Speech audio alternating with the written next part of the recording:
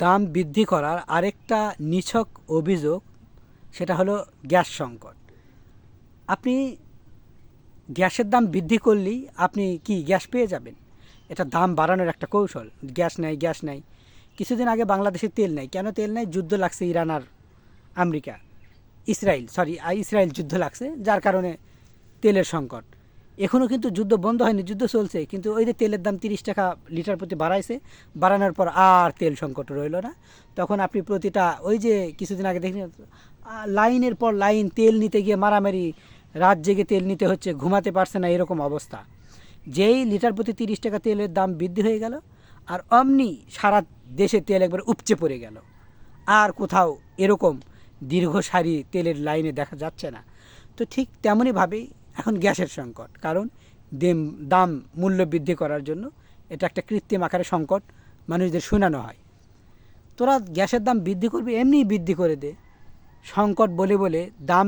আপনি দেখবেন যেই গ্যাসের দাম বৃদ্ধি হয়ে যাবে, তখন আবার এখন যে গ্যাস নাই একটা চতুর্দিকে হাহাকার ছড়িয়ে দেওয়া হচ্ছে, এটা আর থাকবে না, তখন একবার গ্যাস উড়িয়ে উড়িয়ে উঠবে। আমার কথা হলো, আমাদের দেশে যদি গ্যাসের সংকট থাকে, তাহলে ভারতকে কেন সাগর তল দিয়ে গ্যাস দেওয়া হলো? সেটা কেন বন্ধ করা হচ্ছে না? ভারতকে গ্যাস দিও না, নিজের দেশ যেখানে পাচ্ছে না, আগে নিজের দেশ উপকৃত হোক। নিজের দেশে উপকৃত হওয়ার পর যদি অতিরিক্ত মনে হয়, তবে সেটা অন্য দেশে বিক্রয় করা হোক। কিন্তু নিজের দেশেই যেখানে গ্যাস নাই, গ্যাস সংকট বলে তোমরা হাহাকার ফেনা তুলছো দাম বৃদ্ধি করার জন্য, তাহলে সেই দেশ এখন ভারত পাচ্ছে কেন? সেটা এখনও কেন বন্ধ করা হয়নি, বলবৎ রয়েছে।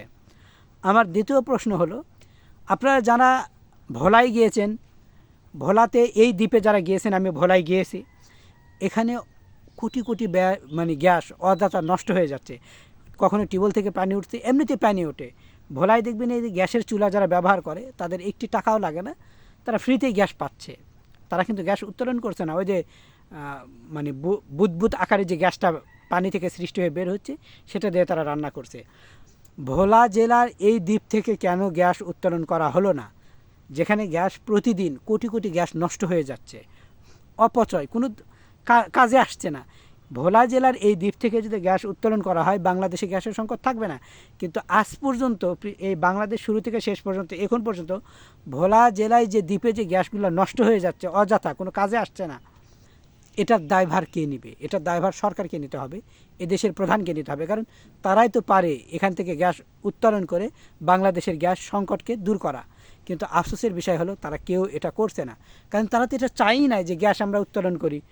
কারণ গ্যাস উত্তোলন করতে গ্যাসের দাম কমে যাবে, এটার থেকে তো আর টাকা পাবে না, বাংলাদেশের ঘাড়ে তার চেপে বসা যাবে না, বাংলাদেশের জনগণকে তো গামছা চেপা দেওয়া যাবে না, বাংলাদেশের জনগণকে তার ঢেকায়, ওই কী বলে এটা, ঢিকিতে পিষে বাটনা পিষা করা যাবে না।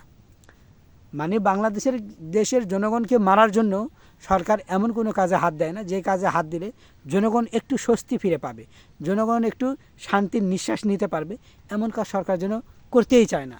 ভোলা থেকে যদি গ্যাস উত্তোলন করা হতো, আমরা অনেক দিন থেকে এখান থেকে উপকৃত হতাম, কিন্তু সেটা করা হয়নি।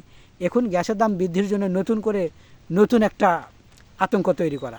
আপনি দেখবেন, যখন তেলের দাম বেশি, সমস্ত গাড়িওয়ালা, এদের বাস সমিতি নামক ডাকাত যারা, সমস্ত গাড়ি এখন তেলের হয়ে গেছে। এর আগে যখন গ্যাসের দাম বৃদ্ধি হয়েছিল, সব গাড়ি তখন গ্যাস দিয়ে চলে। এখন আবার যখন গ্যাসের দাম বৃদ্ধি হবে, দেখবেন ভাড়া বাড়বে, কারণ সব গাড়ি এখন তেলের না, এখন গ্যাসের হয়ে যাবে। বাংলাদেশ এমন একটি দেশ, বাংলাদেশের জনগণকে পিষে মারার জন্য, বাংলাদেশের জনগণকে ফকির বানানোর জন্য, জনগণকে এই পৃথিবী থেকে তুলে দেওয়ার জন্য, বাংলাদেশের জনগণের ঘাড়ে বসে বন্দুক ফোটানোর জন্য এরাই যথেষ্ট, এই দালালগুলো, এই সিন্ডিকেটগুলো। নতুবা সবটা জিনিস জনগণের ঘাড়ে কেন? বেগুন থেকে সবজি সব জনগণ, দাম বৃদ্ধি, জনগণ খেতে পারবে না। জনগণকে যাতে খেতে না পারে শান্তিতে, সেই জন্য যত রকম আয়োজন করে যাচ্ছে। আমরা কিছুদিন আগেও মরিচ 10 টাকা কেজি, 15 টাকা কেজিতে কিনছি, বেগুন 20 থেকে 25 টাকাতে কেজি ক্রয় করেছি, ভেন্ডি 10 টাকা কেজিতে ক্রয় করেছি, এবং চিচিঙ্গা, এগুলো 10 থেকে 15 টাকা কেজিতে। 20 টাকার উপর যেন সবজি ছিলই না। হ্যাঁ, গাজরের দামটা একটু বেশি ছিল, গাজর 25, 30, 40 টাকা কেজিতে পাওয়া যেত। তাহলে হঠাৎ করে সেই বাজার এখন আপনি দেখবেন 100-200 টাকা কেজিতে পাওয়া যাচ্ছে। যদি সংকট হয়, এই সবজিগুলো পাওয়াই যাবে না। সংকট হলে তো দোকানে থাকার কথা না। যেই জিনিস আপনারা বলবেন বর্ষায় নষ্ট হয়ে গিয়েছে, নাই তো দোকানে কিভাবে আসলো? দোকানে আসছে মানে দাম বাড়ানোর একটা নতুন কৌশল, যে নাই বন্যায় ডুবে গেছে। বন্যায় ডুবে গেলে তো তোদের দোকানে কাঁচামরিচ আসলো কোথা থেকে? ডুবেই গেছে, তো আর তোদের দোকানেও থাকবে না। কিন্তু দোকানে আসে অথচ ডুবে গেছে বলে জনগণের থেকে দাম বেশি নিচ্ছে। এই দালালদের সরকার ভাঙতে পারে না। আমাকে নেওয়া হোক এই দালালদের ভাঙার জন্য। আমি ইনশাআল্লাহ চেষ্টা করব। সরকার আমাদের মতো যোগ্য ব্যক্তিকে ডাকবে না, কারণ আমাদের মতো ব্যক্তিকে ডাকলে এই জিনিসের দাম কমে যাবে, দালাল থাকবে না, সিন্ডিকেট থাকবে না, বাংলাদেশ সুন্দরভাবে চলবে, জনগণের ঘাড়ে কাঁঠাল ভেঙে খাওয়া যাবে না। যার কারণে সরকার অনেক ভালো ব্যক্তিদের ডাকে না। অথচ কিন্তু তাদের ডাকলেও সরকার পারছে না আমাদের ডাকুক। দেখুন 1 মাসের মধ্যে কি হয়ে যাবে, বাংলাদেশ একটা সুন্দর দেশ পাবে। বেতন দিতে হবে না ফ্রিতে, কিন্তু সরকার আমাদের মতো ব্যক্তিদের ডাকবে না। ওই যে দালালদের নিয়ে চলবে, কারণ তারা তো দালালদের থেকে টাকা পাবে, জনগণের কাছ থেকে টাকা পাবে। আর আমাদের মতো ব্যক্তিদের থেকে ডাকলে সরকার তার সে অতিরিক্ত মুনাফা লাভ পাবে না, এই জন্য ডাকবেও না।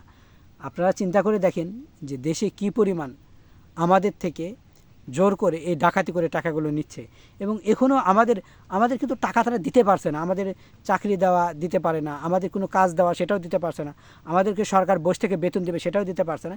কিন্তু আমাদের থেকে নিতে পারবে। এখন সেটা জোর করে নিক, বেঁধে রেখে নিক, ব্ল্যাকমেল করে নিক, পাটায় পিষে নিক, অথবা আপনার ওই যে ঢেকিতে বাটনা পিষে নিক, নিবেই। কিন্তু আমাদের দেওয়ার মতো সরকার কিছু দিতে পারে না, শুধু নিতে পারে কিন্তু দিতে পারে না। নতুবা আমাদের দেশে এত গ্যাস রয়েছে, সেগুলো কেন উত্তোলন করা হয় না? বিদেশ থেকে গ্যাস সেটাও ভালো মতো আনতে পারে না, অথচ ভারতকে গ্যাস দিচ্ছে, যেটা আমাদের জন্য খুবই লজ্জাজনক এবং দুঃখজনক। আমার দ্বারা কথার দ্বারা কেউ কষ্ট পেয়ে থাকলে আমাকে ক্ষমা করে দিবেন।